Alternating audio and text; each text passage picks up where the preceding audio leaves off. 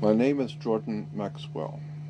For the past 43 years of my life, I have spent researching and studying the world of hidden knowledge, ancient mysteries, occult and secret societies, fraternal orders. My real first love is theology, occult theology. But let me warn you, and let me say that the word occult does not mean evil or bad. It carries that denotation, but it's not really bad. Occult simply means hidden. Anything which is hidden is occult. It's a Latin word for hidden. Consequently, so much of knowledge, important spiritual, political, sociological knowledge, it's been hidden. And so I have spent, as I said, the past 43 years of my life searching out hidden knowledge. And that's what I do. I'm fascinated by how much we don't know. The state of Israel is actually connected to America in a very arcane and secret way. So they are, the state of Israel is connected to the American federal system. It's very interesting. That's why America sends billions and billions and billions of dollars.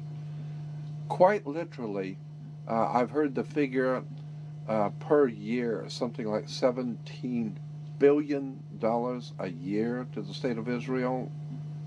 Incredible amounts of money. Why? There's something else going on here, and they haven't told you the whole story.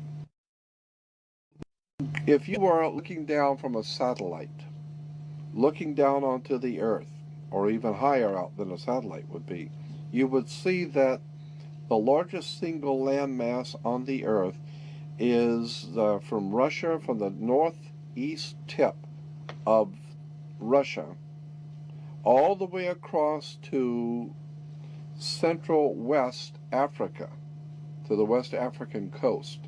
Then from England, England, all the way across to India. And you crisscross the largest single landmass on the earth. That cross comes right through the city of Jerusalem. That's where it crosses. And so the old ancient Phoenician Canaanites, being the bankers, they said, if you coming through town to do business, Jack, you can pay us up front.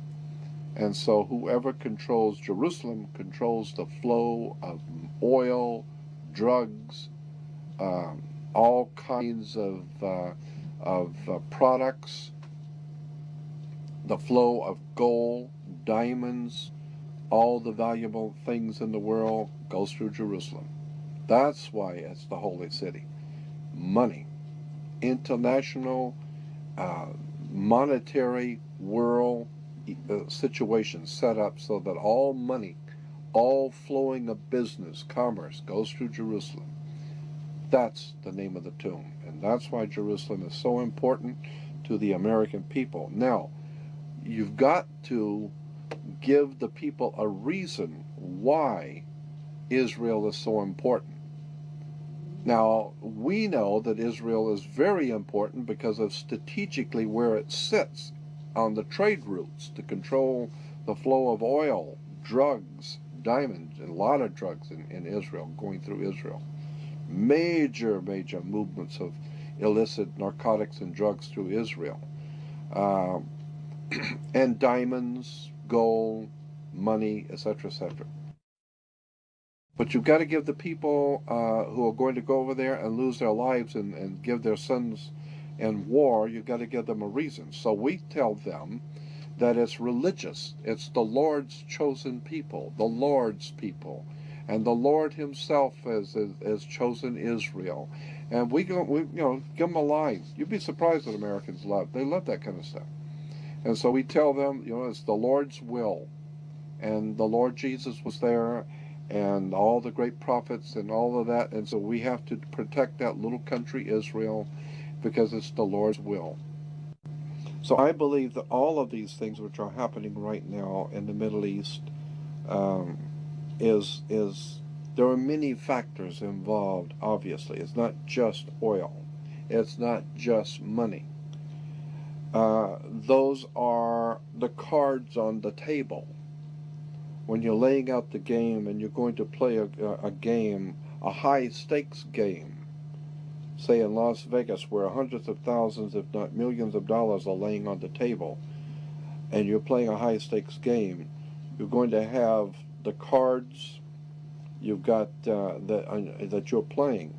Well, one of the cards that's being used in this high stakes game is, of course, oil.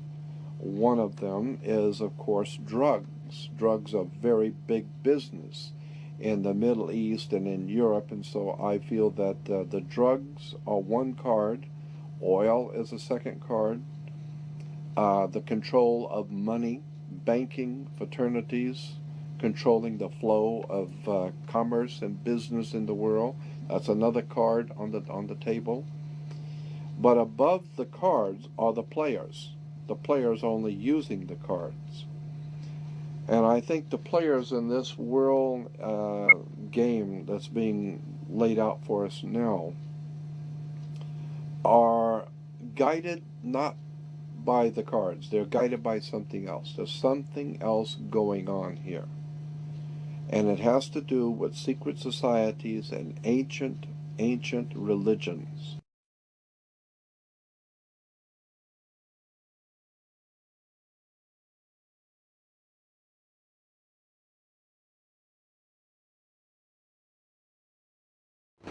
Hi, I'm Jim Mars, and I've always been interested in secret things, alternative stories. My background is as a news reporter, and I learned early on about the so-called secret societies. My question was, do they really exist? And more importantly, do they have any power? Over a period of 35 years, I have studied, read, talked, experienced, and I want to tell you they're real, they're here, and yes, within the inner core elite, they definitely have power. And I think this is an anathema to the whole concept of a free, open, and democratic America.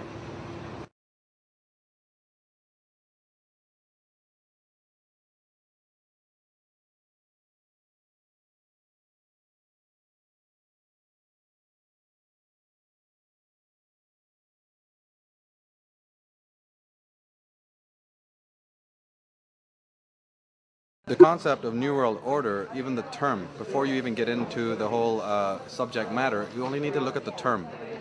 New World Order is found in Latin underneath the pyramid on the dollar bill, Norvis Oda Seclorum, which comes from the Latin poet Ovid. So it's an old Roman concept, a Roman term. Roman symbolism is something that needs to be studied because you have the Roman eagle, which was then picked up by the Nazis, and now you find it in America. You find it at the top of the flagpoles, you find it on the federal government, you find it on the dollar bill, the symbol of the eagle. In the landing on the moon, you hear them talking about the eagle has landed.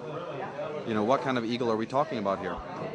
And Novus Ordo Seclorum, New World Order, has a resonance with Nazi Germany because in Nazi Germany you have Adolf Hitler. Adolf Hitler's first book, the most important known book, was called Mein Kampf, but his second book was actually called The New World Order. What do you feel is the major secret society? The Skull and Bones, or what is it? What's the name? Probably the premier secret society is the Bilderbergs. They're so secretive they don't even have a name. They're called the Bilderbergs because they were discovered meeting first in the early 50s in a Bilderberg hotel over in Holland. They were being headed by Prince Bernhard of the Netherlands, who was a former SS officer. They are the inner core elite of other secret societies, the Council on Foreign Relations, the Trilateral Commission, and then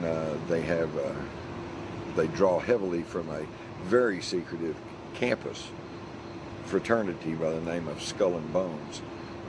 President George W. Bush and his father, former President Bush, and his grandfather, Prescott Bush, were all members of this Skull and Bones society.